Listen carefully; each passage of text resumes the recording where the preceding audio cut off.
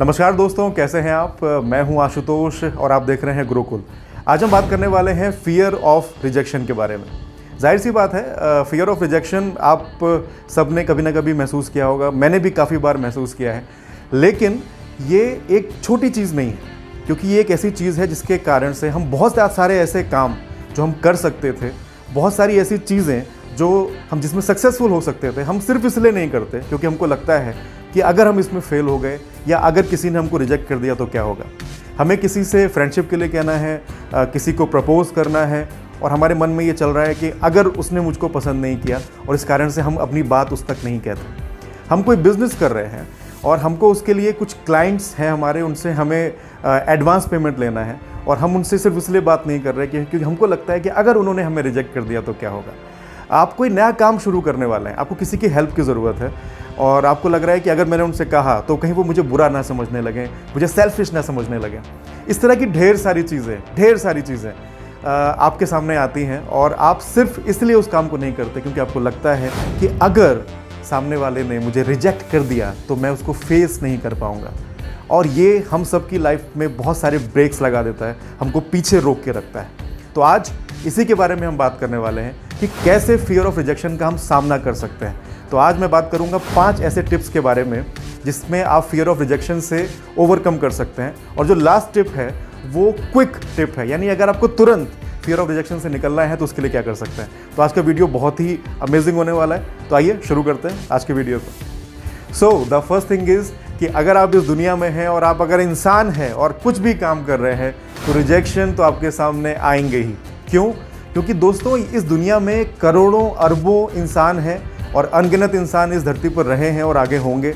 और आप जानते हैं कि हर इंसान अलग है, उसकी सोच, उसकी समझने की शक्ति, उसके ओपिनियन, वो सब अलग है और ये डिपेंड करते हैं कि उसकी परवरिश कैसे हुई है, वो कहाँ पे जन्मा है, उसका कल्चर क्या है।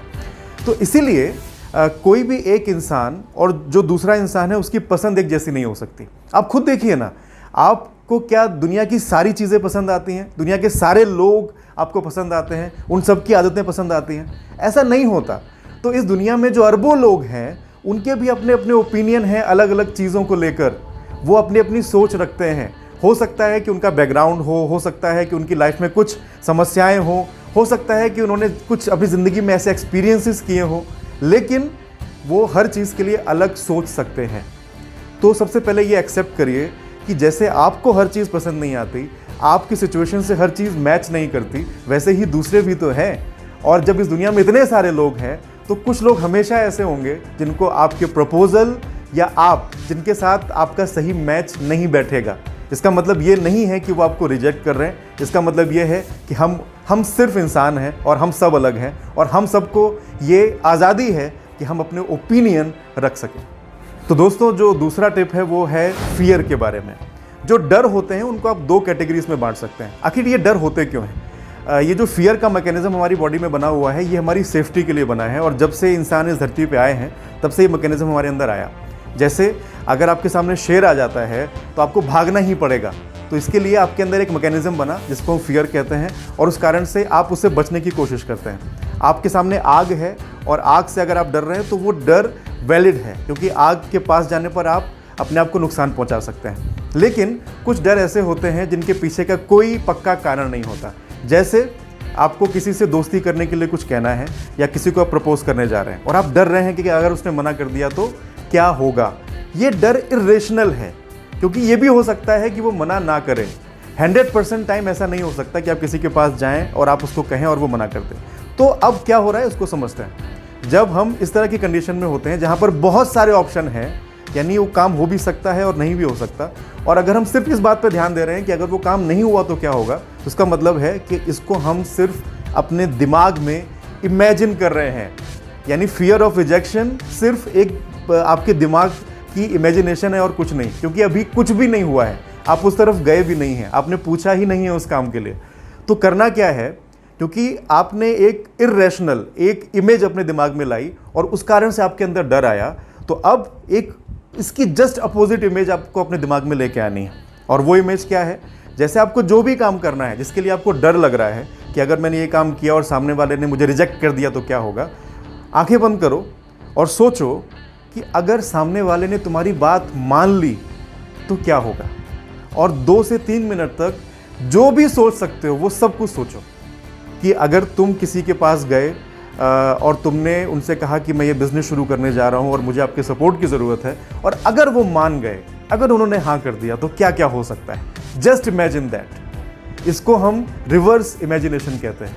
अभी तक जो आप इमेजिनेशन कर रहे थे वो थी डर की इमेजिनेशन, और अब जो इमेजिनेशन है वो है सक्सेस की इमेजिनेशन। दोनों ही अनरियल है, लेकिन अगर हमें इमेजिनेशन करनी ही है तो वो इमेजिन करो जिससे तुम्हारे अंदर पावर जनरेट हो। So do the reverse imagination और तुमको तुरंत इस डर से निकलने का एहसास शुरू हो जाएगा। द नेक्स्ट टिप इज़ कि स्पेस दो भाई, एक्सेप्ट करो। हम सब इंसान हैं ना, इस दुनिया में सारे लोग इंसान हैं। और एक कहीं पे मैंने कोटेशन पढ़ी थी कि या तो हम इंसान हो सकते हैं या तो हम हमेशा सही हो सकते हैं। कोई भी इंसान ऐसा नहीं होता जो हमेशा सही हो, जो कोई भी गलती ना करे। तो हो सकता है, क्या तुमने अपनी लाइफ में कोई गलती नहीं करी? बहुत सारी गलतियां करी हैं। इसी तरीके से हर इंसान, चाहे वो जितना भी बड़ा हो, जितना भी समझदार हो, जितनी भी ऊंची पोजीशन पे हो, गलतियां करता ही है। तो कभी ऐसा हो सकता है कि तुम किसी के पास जाओ और तुम्हारा प्रपोजल बहुत अच्छा हो, तुम जो कहना चाहते हो बहुत अच्छा हो, तुम बहुत अच्छे हो, लेकिन जो सामने वाला है वो तुमको समझने में गलती कर दे, और गलती तो इंसान ही करते हैं।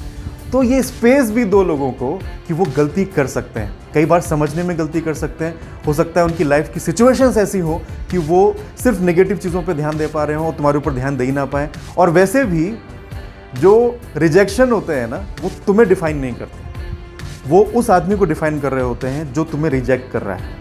वो ये बता रहे होते हैं कि अगले आदमी की सोच क्या है, अगले आदमी की ओपिनियन क्या है। इससे तुम्हारे ऊपर और तुम जो हो उस पर कोई भी फर्क नहीं पड़ता। And next tip is celebrate your strength. तुम्हारे अंदर बहुत सारी ऐसी चीज़ें हैं जिसके लिए लोग तरस रहे हैं। तुम्हारे अंदर बहुत सारी ऐसी खूबियां हैं जिनको तुम नज़रअंदाज कर रहे हो। जब हम नेगेटिव माइंडसेट में होते हैं या जब हम फियर ऑफ रिजेक्शन के दौर से गुजर रहे होते हैं, तो हमारा दिमाग सिर्फ और सिर्फ अपने बारे में नेगेटिव जजमेंट करने में जाता है। मेरे अंदर ये कमी है, मैं ये अच्छा नहीं कर पा रहा, वो मुझसे बहुत अच्छा कर ले रहे हैं। ये सब चीज़ें हमारे दिमाग में चलती हैं। तो मेक अ लिस्ट जो तुम्हारे बारे में अच्छी हैं। कम से कम 20 चीज़ें ऐसी लिखो जो तुमको लगता है कि तुम अच्छा कर सकते हो या तुम्हारे पास हैं। तुम्हारी कोई क्वालिटी हो सकती है, तुम कोई चीज़ अच्छी कर पाते हो, तुम अच्छा सोच पाते हो, लिख पाते हो, अच्छा ड्रॉ कर पाते हो। तुमने अपनी लाइफ में जो जो अचीव किया है वो अचीवमेंट छोटे भी हो सकते हैं। यकीन मानो दोस्त, अगर तुम अपनी किसी स्कूल में या कॉलेज में तुमने फर्स्ट डिवीज़न पास आउट किया है तो तुम बहुत सारे बच्चों से ज़्यादा अच्छे हो, भले तुम्हारे मार्क्स 61% रहे हो। और अगर तुम 34% भी लेके आए हो तो जो बच्चे फेल हो गए थे उनसे तुमने अच्छा किया है। So just celebrate that. उससे होता क्या है कि तुम्हारा जो फोकस है वो अपने लाइफ की पॉजिटिव चीज़ों पे ज़्यादा आता है, और इससे आता है कॉन्फिडेंस। जैसे कि मैंने तुमको पहले ही बताया था कि जो भी तुम्हें रिजेक्ट कर रहा है ये उसका अपना ओपिनियन है। जो भी किसी का जजमेंट है तुम्हारे बारे में या तुम्हारे किसी प्रपोजल या आइडिया के बारे में, ये तुम्हारे आइडिया का अच्छा या बुरा होने से उसका कोई भी मतलब नहीं है। जैसे मैं हूँ और तुम मेरे पास आए और तुमने एक बहुत बड़े बिजनेस का आइडिया बताया मुझे और मैंने उसको रिजेक्ट कर दिया, तो उसका मतलब ये नहीं है कि तुम्हारा आइडिया ख़राब है। इसका मतलब ये है कि मेरी लिमिटेशन है कि मैं उस आइडिया में आगे की अपॉर्चुनिटीज़ नहीं देख पा रहा हूँ। और तुम देख सकते हो चाहे जितने भी बड़े बड़े आइडियाज़ हों वो सब रिजेक्ट किए गए हैं। कितनी भी आप जो बड़े बड़े एक्टर्स के नाम लीजिए, अमिताभ बच्चन का आप हिस्ट्री देखिए तो आप देखेंगे कि उनकी आवाज़ को रिजेक्ट कर दिया गया।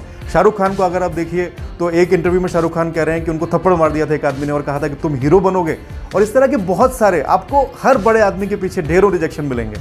इसका मतलब ये नहीं था कि उस आदमी में टैलेंट नहीं था, उसका मतलब सिर्फ ये है कि जो आदमी उसको रिजेक्ट कर रहा था उसकी लिमिटेशन थी, वो उसके आगे सोच नहीं पा रहा था कि जो ये सामने वाला आदमी है ये इतना बड़ा भी काम कर सकता है। तो रिजेक्शन तुम्हारे बारे में नहीं है, रिजेक्शन दूसरे लोगों की लिमिटेशंस और उनकी सोच की लिमिटेशंस के बारे में है। तो इसीलिए अपने कॉन्फिडेंस पे ध्यान दो, अपने आप को कैसे तुम पसंद करोगे, तुम्हारे अंदर कौन कौन सी चीज़ें हैं जो अच्छी हैं उनकी लिस्ट बनाओ और अपने कॉन्फिडेंस को ज़्यादा से ज़्यादा बढ़ाओ, ताकि तुम दूसरों के ओपिनियन पे बेस्ड ना रहो। बिकॉज तुम यूनिक हो, तुम स्पेशल हो, तुम्हारे जैसा इस पूरी दुनिया में ना तो कोई था, ना कोई है और ना कोई होगा। सो सेलिब्रेट योरसेल्फ। और जो लास्ट टिप है दोस्तों, जैसे मैंने आपसे कहा था, जो लास्ट टिप हमारी होगी वो बहुत ही क्विक होगी। यानी कभी आपको बहुत ज़्यादा डर लग रहा है किसी आदमी से, किसी इंटरव्यू में आप जा रहे हैं या आप किसी को प्रपोज करने जा रहे हैं, किसी आइडिया किसी से शेयर करने के लिए जा रहे हैं और आपको लग रहा है कि अगर उसने रिजेक्ट कर दिया तो क्या होगा। सो जस्ट कहीं पर 2 मिनट का समय लो, बैठो, अपनी आंखें बंद करो और इमेजिन करो उस आदमी के बारे में जिसके लिए तुमको डर लग रहा है कि अगर इसने मुझे रिजेक्ट कर दिया तो मुझे बहुत ख़राब लगेगा। Just imagine that person. और इमेजिन करने के बाद ये देखो कि उसके कान बड़े बड़े हो गए हैं, उसकी नाक लंबी सी हो गई है, और जैसे एक कार्टून कैरेक्टर होता है ना जो बहुत फ़नी सा होता है, उस तरीके से उसका चेहरा हो गया, जैसे डोनाल्ड डक हो गया या मिक्की माउस की तरह उसका चेहरा हो गया। उसकी आवाज़ भी बच्चों की तरह हो गई और उस फ्रेम में और उस कार्टून फिल्म में वो तुमसे बातें कह रहा है, वो तुमको डांट रहा है, वो तुमको रिजेक्ट कर रहा है। और अब देखो कि वो कितना फ़नी लग रहा है रिजेक्ट करते हुए, और तुम हंसो कि उसको इतना भी अक्ल नहीं है कि वो तुम्हारी बातों को रिजेक्ट करता जा रहा है। और जब इस मूड में तुम 2 मिनट रहोगे तो तुम्हारे अंदर का जो फियर था ना, जो उस आदमी को लेके था कि अगर रिजेक्ट कर दिया तो क्या होगा, वो देखोगे कि बहुत हल्का हो जाएगा, बहुत ईजी हो जाओगे तुम उस आदमी के साथ। और उसके बाद उसके पास जाओ, यकीन मानो तुम्हारा कॉन्फिडेंस और ज़्यादा बढ़ा हुआ होगा। So just try it. तो दोस्तों ये सारी चीज़ें थी जो हमने आपको करीब 5 टिप्स मैंने बताई हैं सेल्फ जो आपका रिजेक्शन, फियर ऑफ रिजेक्शन के बारे में है। रिजेक्शन, जो फियर ऑफ रिजेक्शन और रिजेक्शन, ये 2 ऐसी चीज़ें हैं जिसके बारे में हमको समझना बहुत ज़रूरी है। और हम कोशिश करेंगे कि इसके बारे में हम एक फुल फ्लैश वीडियो बनाएं जिसमें हम इसके बारे में मैं बहुत डिटेल से बातें करें। और साथ ही साथ अपने कॉन्फिडेंस को बढ़ाने के लिए भी एक कोर्स है जो हम लॉन्च कर रहे हैं, उसमें भी आप एनरोल करा सकते हैं। तो आज की वीडियो में मैं बस इतना ही। अगर आपको अच्छा लगे तो इस वीडियो को आप इस चैनल को सब्सक्राइब भी कर सकते हैं, इस वीडियो को लाइक कर सकते हैं। और मैं हूँ आशुतोष और आप देख रहे थे गुरुकुल, और अगले वीडियो में फिर से मिलते हैं। तब तक धन्यवाद।